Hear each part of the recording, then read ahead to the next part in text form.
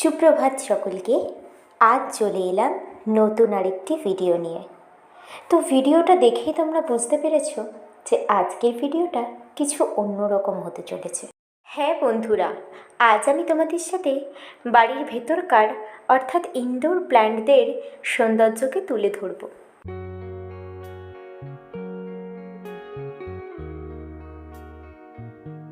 সেই সৃষ্টির প্রথম থেকে আজও পর্যন্ত গাছেরা আমাদের জন্য তাদের জীবন উৎসর্গ করে দিয়েছে। তারা এখনও দান করেই যাচ্ছে, আজীবনকালেও হয়তো দান করে যাবে, যদি কিনা আমরা তাদেরকে ভালো রাখতে পারি। আমি গ্রামে থাকি, তাই চারপাশের গাছগাছালির সৌন্দর্য আমি নিজে থেকেই দেখতে পাই।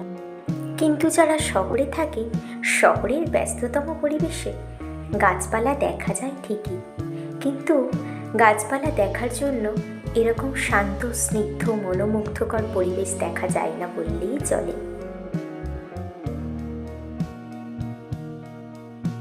প্রকৃতিকে ভালোবাসে সবাই, কিন্তু প্রকৃতিকে রক্ষা করতে কজন জানে? যারা প্রকৃতিকে ভালোবাসে তারা গ্রামে হোক বা শহরে, সব জায়গায় প্রকৃতিপ্রেমীরা প্রকৃতিকে রক্ষা করবে। তো আমি চলে গিয়েছিলাম ব্যারাকপুর আমার দিদির বাড়ি।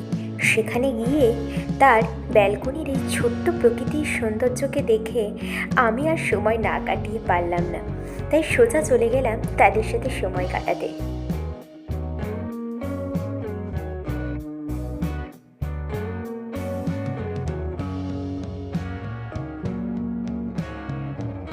তাদের সাথে সময় কাটাতে কাটাতে কখন যে অনেকটা সময় পার হয়ে গেল বুঝতেই পারলাম না। সেদিনের সকালটা আমার ভীষণই ভালো কেটেছিল। তো তোমাদেরও কার কার গাছেদের সাথে সময় কাটাতে ভালো লাগে অবশ্যই আমাকে জানিয়ে দিও।